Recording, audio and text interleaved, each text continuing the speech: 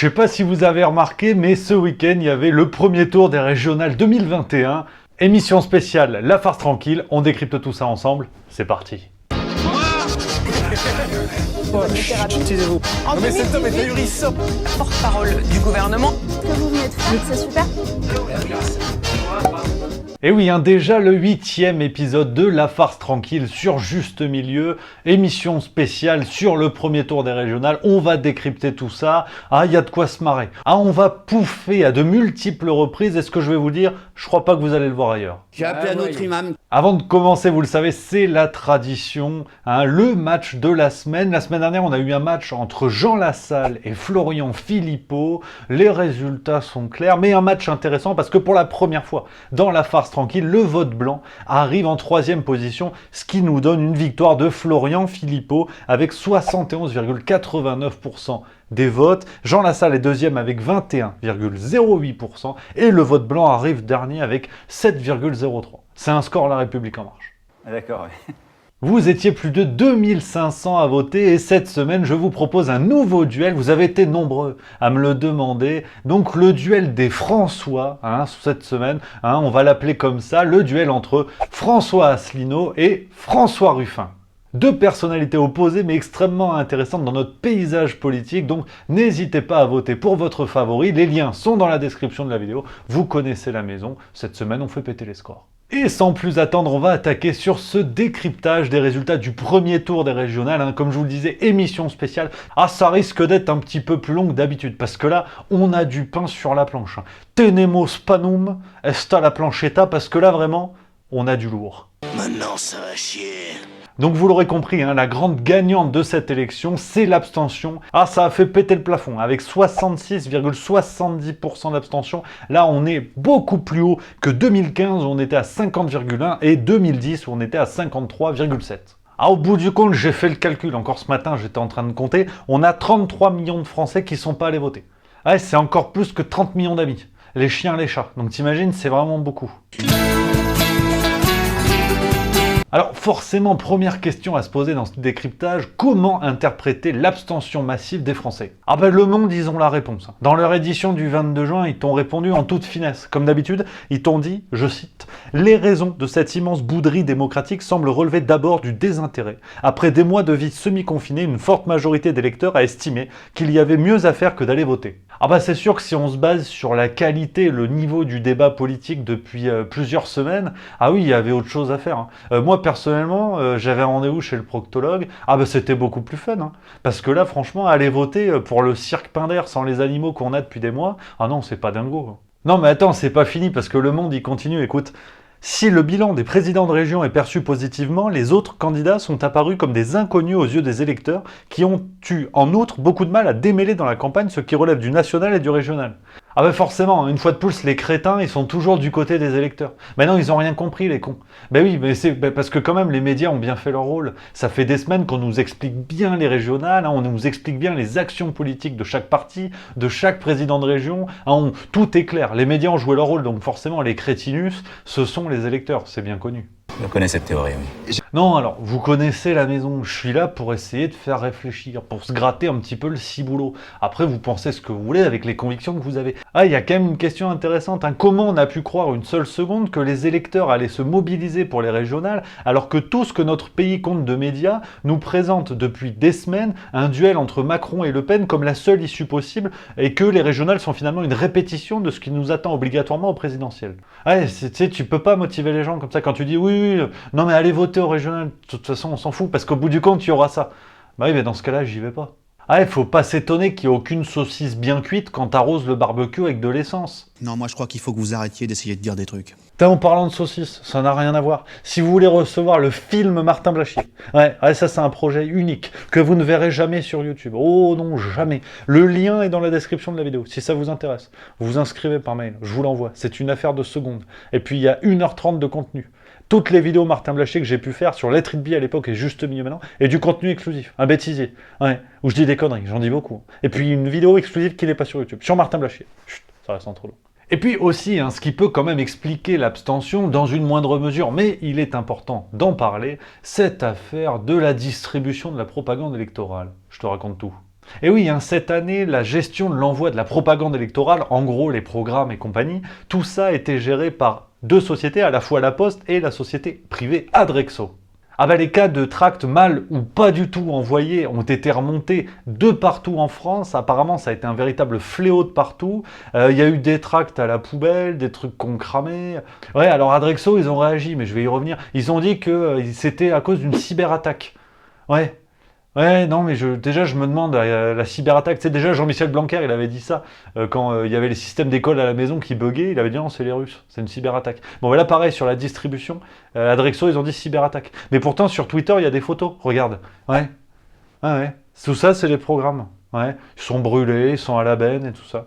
Ah, ça doit être une cyberattaque, hein. Une cyberattaque qui a fait que ça a brûlé ou été mis dans des poubelles. Moi, je sais pas. Hein. Bon, alors forcément, le gouvernement a réagi, notamment par l'intermédiaire de l'inénarrable Marlène Schiappa, et ils ont dit non. On a fait les comptes, au max, il y a 21 000 plis qui n'ont pas été envoyés.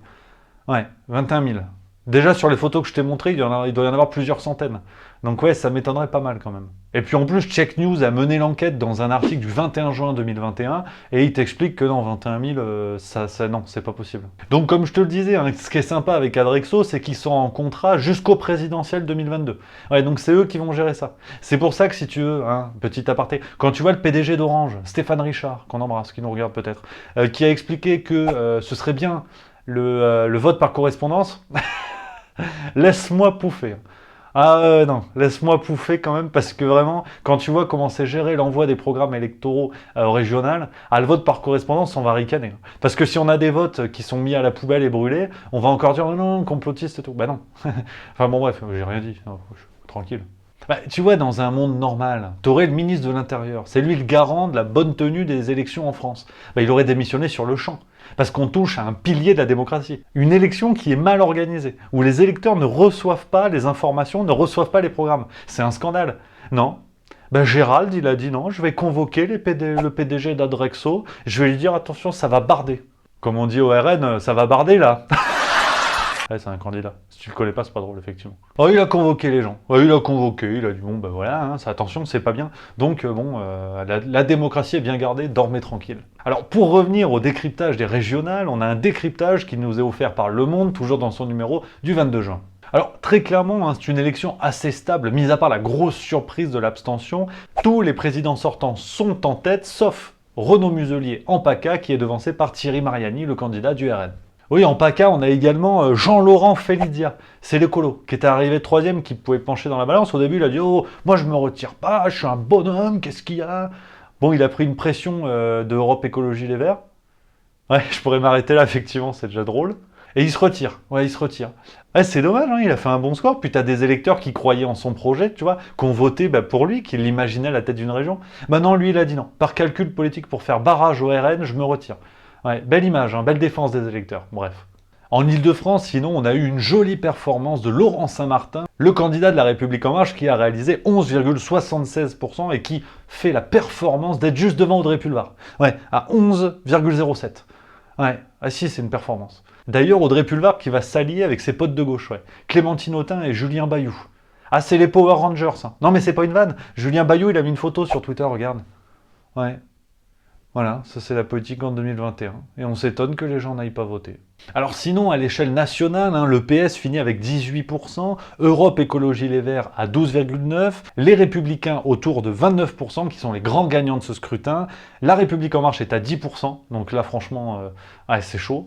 Et par contre, les perdants, alors les médias nous disent les perdants, c'est aussi le Rassemblement National. Ils ont fait 18,5%. Ouais, ils arrivent sur le podium et ils sont perdants, ouais. Alors forcément, difficile de tirer des conclusions de ce scrutin régional qui est quand même très différent des présidentielles. Et oui, dans la mesure où les électeurs votent pour un président de région qui a des problématiques différentes, hein, quoi qu'on en dise. Ouais, les gens s'intéressent à l'accès à la culture, au sport, à la santé, à l'emploi, à l'échelle régionale. Bon, là c'est con, on leur vend des duels politiques qui ne les regardent pas. Mais bon, c'est comme ça. Les gens croient quand même encore un petit peu en la démocratie. Donc forcément, hein, le score des régionales ne sera pas comparable à celui des présidentielles. Ça, c'est couru d'avance. Mais le vrai perdant, et là attention, on va commencer à devenir acide. Si vous êtes un petit peu fragile sur l'équilibre acido-basique, asseyez-vous quand même. Le vrai perdant de cette élection, bien évidemment, c'est la démocratie des sondages. Il dit qu'il voit pas le rapport. Tu sais, tous les instituts de sondage, BVA, IFOP, Harris Interactive, Ipsos, toute la famille. Bon, le vrai problème, c'est que si tu as regardé un petit peu les médias ces derniers jours, on mesure le succès ou l'échec des partis à la lumière des sondages. Ouais, à la lumière, bon, c'est une vieille bougie qui tire la gueule, mais apparemment, c'est ça qu'il faut faire. C'est quand même curieux, parce que jusqu'au bout, ils se sont plantés. Hein. Par exemple, tu avais IFOP Fiducial, ils annonçaient Muselier devant Mariani en estimation à 20h, au moment des résultats. Bon, finalement, ils sont plantés, parce que Mariani est 4 points devant Muselier. Même chose avec l'abstention, il y avait un décalage dans les sondages de moins 10%, l'abstention avait été sous-estimée de moins 10%, et ça, c'est Luc Bronner qui nous le dit dans sa chronique du Monde du 23 juin. Alors forcément, si on remonte un petit peu l'histoire, on a eu le Brexit, on a eu l'élection de Donald Trump, maintenant les régionales 2021 à une autre échelle en France. Et globalement, les instituts de sondage, ils en mettent pas une dedans. C'est assez terrible, ouais. Alors là encore, autre question, comment on peut leur accorder un tel crédit à sans cesse parler des instituts de sondage, de leurs prédictions bidons ? Alors, par rapport au premier tour des régionales 2021, je me suis creusé la caboche et je vous soumets une réflexion, qui est une idée qui vaut peut-être rien.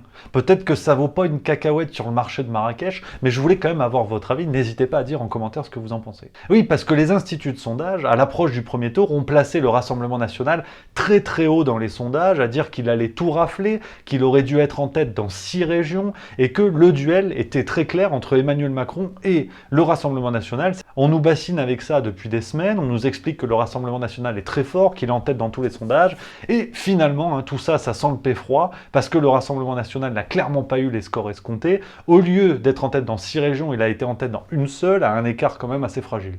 Donc concrètement, je me pose la question si les instituts de sondage n'ont pas volontairement gonflé les scores du RN pour les présenter comme des losers au premier tour et dire finalement le duel n'est plus entre le RN et Macron, mais bien entre la droite et Macron, ce qui est beaucoup plus avantageux pour la République En Marche. Et oui, alors que les lignes politiques des Républicains et de la République En Marche sont beaucoup plus proches, donc que la République En Marche peut prendre un avantage plus facilement en termes d'électorat. Ah, c'est ça qui est mon analyse. Là, t'as vu, j'ai été sérieux. Oh, tu me mets une cravate, je passe sur BFM. C'est ça mon analyse.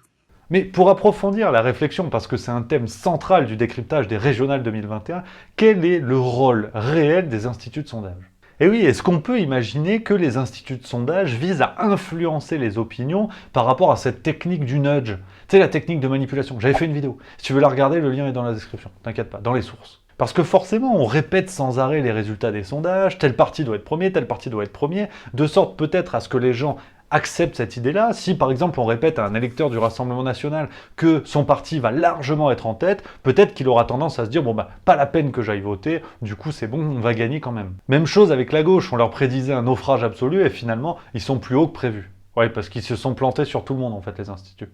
Dans un autre domaine, j'ai pris un exemple lié à la vaccination, tu vas comprendre ce que je veux dire. En 5 mois, tout a changé. Le 29 décembre 2020, on avait un article qui se basait sur une enquête d'Ipsos qui nous disait que la France était championne du monde des réfractaires au vaccin.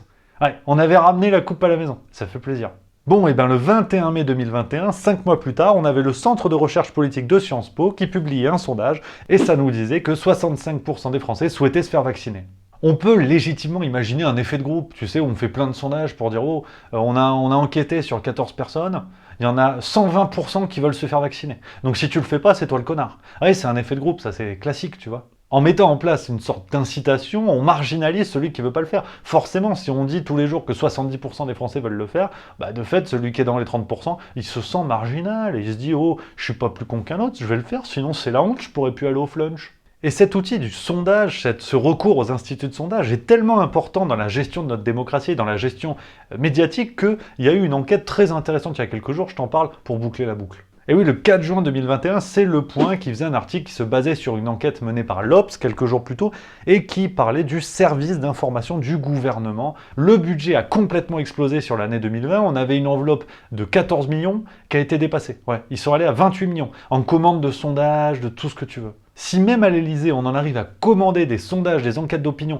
pour inévitablement défendre la politique menée par le gouvernement, on est en droit d'avoir d'énormes doutes, et notamment sur les sondages qui sont menés sur les cotes de popularité, notamment celle du président Macron. On apprenait par exemple il y a 2 semaines, c'est-à-dire le 10 juin 2021, que la cote de popularité d'après le baromètre IFOP était à 50% pour Emmanuel Macron.